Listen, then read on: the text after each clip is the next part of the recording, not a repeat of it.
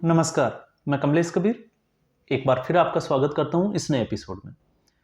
इस एपिसोड में हम बात करेंगे आम आदमी पार्टी की और आम आदमी पार्टी के साथ हम बात करेंगे केजरीवाल का जो ईडी का संबंध था, ईडी की जो कार्रवाई थी उसको लेकर भी। और दिलचस्प बात यह है कि ईडी ने जो सीलबंद लिफाफा कोर्ट में पेश किया था उसके ऊपर सुनवाई हुई और सुनवाई होने के बाद में उसमें जो चीज़ें निकल के आई वो सामने ये आ रही है कि ईडी ने संजय सिंह को मास्टरमाइंड बताया। इस पूरे जो दिल्ली का जो शराब घोटाला है उसको मास्टरमाइंड बनाया। तो क्या ऐसी स्थिति में केजरीवाल का बचना तय है? अब ये जो है वो थोड़ा सा जो है एक जिसको कहते हैं कि सुई जो है वो अगर संजय सिंह की तरफ चली जाती है तो फिर ये माना जा सकता है कि केजरीवाल को जो है वो थोड़ी राहत मिल गई होगी। और ऐसा मैं क्यों कह रहा हूं, इसका हम पूरे वीडियो में विश्लेषण भी करेंगे। मैटर क्या था वो भी हम समझ लेते हैं। अब तक जो खबरें हम सब लोगों के पास में थी वो ये थी, चाहे कोर्ट की तरफ से हो, क्योंकि कोर्ट ने जब ईडी ने कुछ तथ्य पेश किए थे तो कोर्ट ने ये कहा था कि ये जो सारा पैसा जो है वो चुनावी फायदे के लिए जो है वो आम आदमी पार्टी के द्वारा यूज किया गया। तो उस स्थिति में कोर्ट ने ये कहा था तो क्यों नहीं आम आदमी पार्टी को ही आरोपी बना दिया जाए। और उसी के बाद में हमने देखा था कि बहुत जल्दी जो है वो अरविंद केजरीवाल को ईडी के द्वारा समन जारी कर दिया गया था। अब फिर उसके बाद में हमने ये भी देखा था कि जब ये आरोप जब साबित हुए तो उसके बाद में कोर्ट ने जो है वो ईडी को ये बोला था कि अब आप इसको जो है वो लंबे समय तक नहीं खींच सकते, आपको जो है वो चार्जशीट पेश करनी पड़ेगी ताकि ये बहस के ऊपर जाए। और उसको लेकर ईडी ने जो है वो 7 दिन का टाइम मांगा था, 4 दिसंबर तक का, लेकिन ईडी ने 2 दिसंबर को ही 60 पन्नों की एक चार्जशीट जो थी वो सीलबंद लिफाफे में पेश कर दी थी। 4 दिसंबर को सुनवाई होती है और 4 दिसंबर की सुनवाई में ईडी ये कहती है कि इसको जो है सीलबंद जो लिफाफा है इसको सार्वजनिक नहीं किया जाए। क्यों नहीं किया जाए, उसके पीछे तर्क ये था कि जो भी गवाह है उनको जो है उनकी सुरक्षा को मद्देनजर जो है वो इसको वो नहीं सार्वजनिक नहीं किया जाए और जो गवाह है उनका उपनाम या किसी दूसरे नाम से उनको जो है वो संबोधित किया जाए।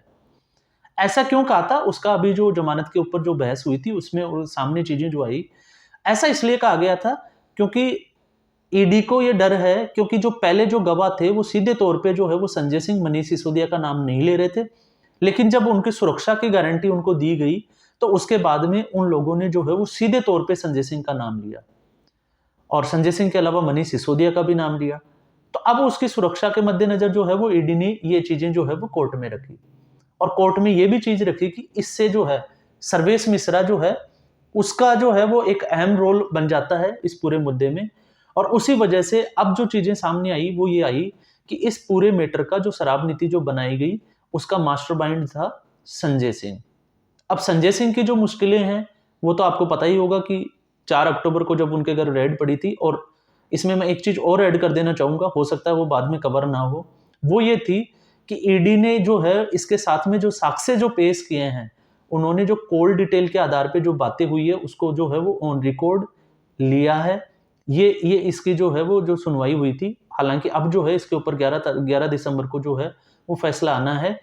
क्यों? क्योंकि इस वक्त जो है इस बार की जो सुनवाई थी उसमें ईडी ने अपनी तरफ से जो है वो साक्ष्य और तथ्य जो है वो पेश किए कोर्ट के सामने। अब जो है वो संजय सिंह के जो वकील है वो उनकी तरफ से दलीलें पेश करेंगे और उसके बाद में कोई फैसला होगा, क्योंकि 4 दिसंबर के बाद में जो है वो 11 दिसंबर तक न्यायिक हिरासत में संजय सिंह को वापस भेज दिया था। तो अब 11 दिसंबर को यह फैसला होगा कि संजय सिंह जेल में रहेंगे या वापस से उनके लिए तिहाड़।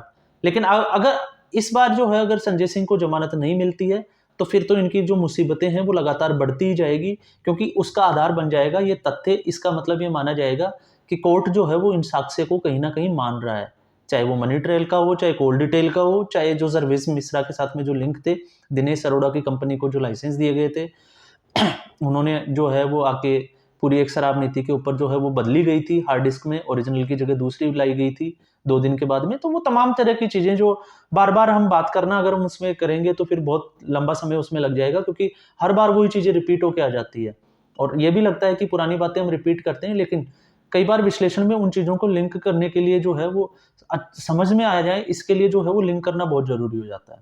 तो ये जो है स्थिति बनी हुई है। अब बात आती है अरविंद केजरीवाल की, कि अब तक जो है वो सबको ये लग रहा था कि अरविंद केजरीवाल की मुसीबतें बढ़ती जा रही है। अब इसमें जो है वो थोड़ा सा ट्विस्ट ये है कि अगर ईडी ये कहती है कि संजय सिंह इसका मास्टरमाइंड है तो फिर अरविंद केजरीवाल के लिए थोड़ी सी राहत की बात ये हो जाएगी कि हो सकता है जांच होने के बाद में अरविंद केजरीवाल को अरेस्ट ना करे, और अगर अरेस्ट हो भी जाए तो फिर अरविंद केजरीवाल को जो है वो जमानत में मिल जाएगी। क्यों मिल जाएगी? क्योंकि इसका ये हो सकता है कि अरविंद केजरीवाल इसमें शामिल नहीं थे, क्योंकि मास्टरमाइंड था संजय सिंह, और मनीष सिसोदिया से उन्होंने काम करवाए। तो यहाँ पे अरविंद केजरीवाल जो है वो थोड़े से बच सकते हैं। अब अरविंद केजरीवाल के ऊपर आपने देखा होगा जो समन जारी किया गया था, उसके बाद में उन्होंने एक नोटिस के तरह एक जवाब दिया था तहत, और उसमें उन्होंने बातें जो रखी थी मूलतः वो आपस में मैं आपको बता देता हूँ। उन्होंने जो उस वक्त जब उनको पूछताछ के लिए बुलाया गया ईडी के दफ्तर, तो उन्होंने जाने से इनकार कर दिया था, और 3-4 मुद्दे जो उन्होंने उठाए थे कि एक तो जो है वो मुझे किस हैसियत से बुलाया जा रहा है, मुख्यमंत्री की हैसियत से, एक आरोपी की, या फिर एक पूछताछ के लिए। चौथा जो है वो उन्होंने ये भी बोला था कि मेरी जो है वो सिंगरौली में एक रोड शो है, और उस रोड शो में जो है मैं चुनावी व्यस्तता की वजह से वहां मुझे जाना है, तो मैं यहाँ पे आने के लिए जो है वो संभावनाएं मेरी बहुत कम है, मतलब मैं असमर्थ हूँ। साथ में दिवाली है, तो 3 राज्यों में चुनाव है, ये जो था उनका हल्फनामे में उसमें जवाब था। अब कयास ये लगाए जा रहे थे कि 3 दिसंबर को चुनाव परिणाम आ जाएंगे, और 3 दिसंबर के चुनाव परिणाम के बाद में जो है वो ईडी केजरीवाल के ऊपर एक्शन लेगी। तो ईडी ने अभी तक तो कोई समन जारी नहीं किया टिल डेट तक, आज तक जब हम वीडियो बना रहे हैं। आगे कब तक जारी करेगी ये देखना होगा। या फिर ये भी कयास लगाए जा रहे थे बहुत सारे विश्लेषक, और उनमें से मैं भी एक हूं, क्योंकि मैंने भी यही अंदाजा लगाया था कि हो सकता है ईडी सम्मन ना देके उनसे घर पे जाके पूछताछ करे और वहां से अरेस्ट भी कर ले। तो प्रबल संभावना यही थी कि ईडी द्वारा जो है वो अरविंद केजरीवाल अरेस्ट किए जाएंगे। लेकिन अब थोड़ा सा जो है इसको 100% हम नहीं कह सकते, अब जो है वो 90-10% पे ये मुद्दा चला जाता है, क्योंकि अब जो है वो अरविंद केजरीवाल को अगर ईडी सम्मन जारी करती है तो वो पहले पूछताछ के लिए बुलाएगी। जहां तक लगता है कि अब अरविंद केजरीवाल को सडनली ईडी जो है वो गिरफ्तार नहीं करेगी, क्योंकि कोर्ट में अगर ईडी ये कह चुकी है कि संजय सिंह ही मास्टरमाइंड है, तो फिर सारी बातें जो है वो खत्म हो जाती है। फिर उसके बाद में ज्यादा जो है और भी लोग हैं उनका किरदार जो है वो उतना नहीं रह जाता। बस एक थोड़ा सा इसमें एक चीज हम मान सकते हैं, क्योंकि किसी भी कैबिनेट की मीटिंग होती है तो उसका हेड जो होता है, चाहे सेंटर हो चाहे स्टेट हो, उसका हेड जो होता है वो या तो प्रधानमंत्री होता है या फिर मुख्यमंत्री कार्यवाहक जो लीडर होता है।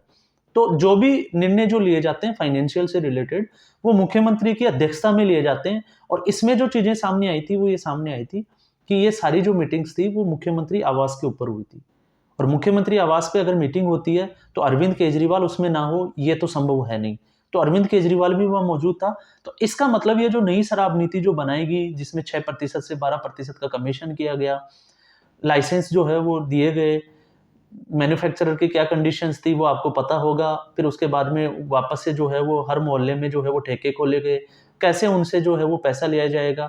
तो वो तमाम तरह की चीजें जो थी वो उसमें रखी गई थी। तो ये सारी चीजें मुख्यमंत्री की जानकारी में हुई है, इसलिए जो है वो मुख्यमंत्री पे आरोप जो है वो ज्यादा बड़े लग जाते हैं।